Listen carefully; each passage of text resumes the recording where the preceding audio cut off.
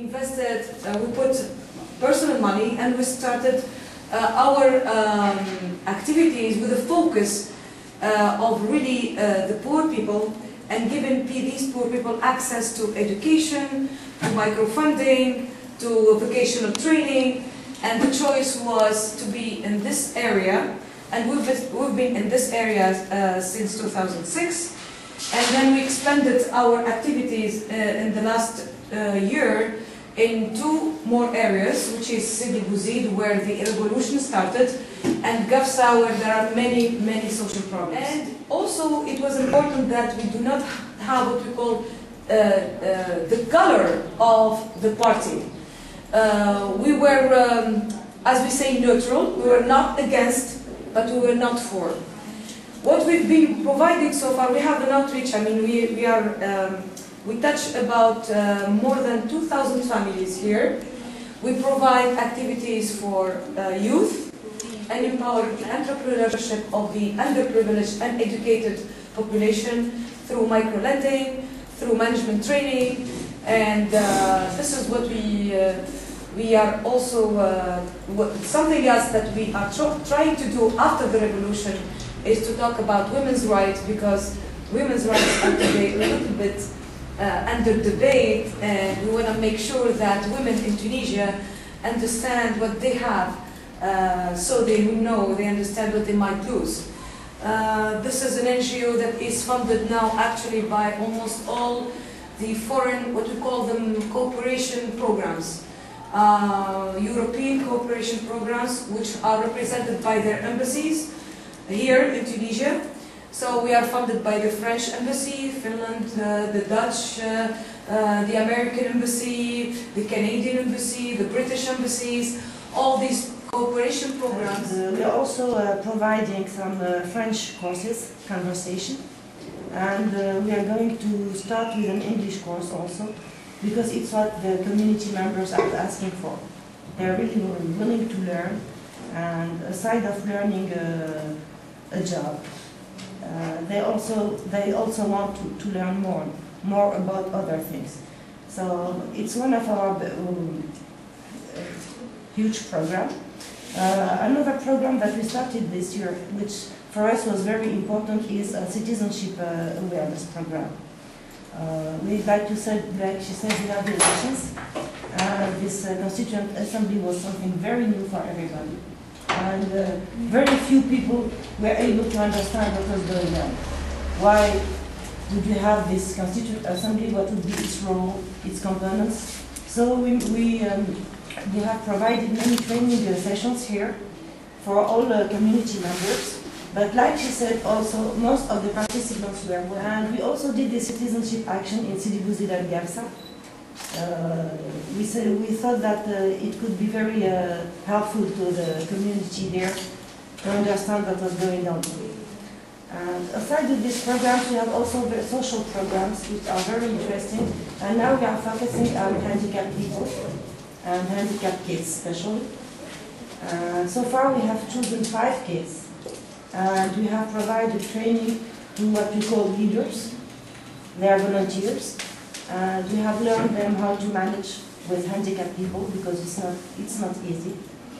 And we are going to follow these kids for 1 year. Our objective is to integrate them to the social life. If they can go back to school, we try to... So why send our kids? Why do all this investment in education?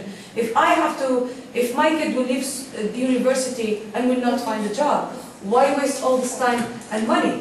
So everything is connected. When you talk about school dropout, it's because of poverty, but it's also because of the educational system that is not guaranteeing anything. And why educational system? It's also part of the dictatorship that emptied our mind. All what you are teaching is something that allows you to pass an exam, but does not give you any skill. The problem with the unemployed today is they are not skilled people. They have a knowledge about something, but they cannot work in anything. You can't hire a person today and make him work and he's productive after 2-3 months. No, you have to give him, it's a whole recycling process where the company will lose money, the NGO will lose money if they hire somebody. So it's a big, big issue. And how are we going to solve this problem? I think this is why I'm saying everybody has to participate, and it's really about a collaborative It work. reminds me a lot of what's happening in the United States. I mean, we're having a breakdown in our education system. We're having a breakdown in our finances. There's similar. It's not clear where we're going either. And I see a similar. When you have complex issues, a lot of people want simple solutions. Yes. It's So, easier. and I see, It's with the easier. simple solution, I see groups like the fundamentalists in both America and here being attractive choices because they give everything, it's this or this. They don't deal with the complexity of the issue. They deal with simple choices. All you have to do is follow this and everything will be all right. It won't, but at least they're projecting that. So while we see the importance, we see in America the fundamentalism becoming, I mean, if we look at the debates. Yes, the that bit of we're having. the Republicans, yes. And then here we hear what it's- you're yeah. having in your political process, something similar. I mean, I don't know if you could reflect on the similarity. Yeah, as basically what the way that you credit the current president and Ben Ali. But we talk a lot about the dictatorship, I guess. What is the system underneath the president that, like, I guess would support it? Oh, all the institutions become like he controls all the institutions. The ministries work for him, the NGOs work for him, the police is.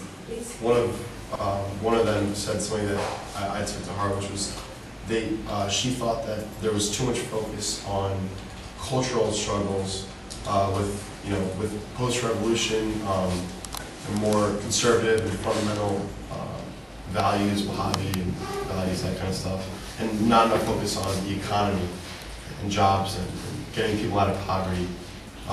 Do you think that's the case, or do you think that it is important also to focus on this new conflict? I mean, they have to go hand in hand.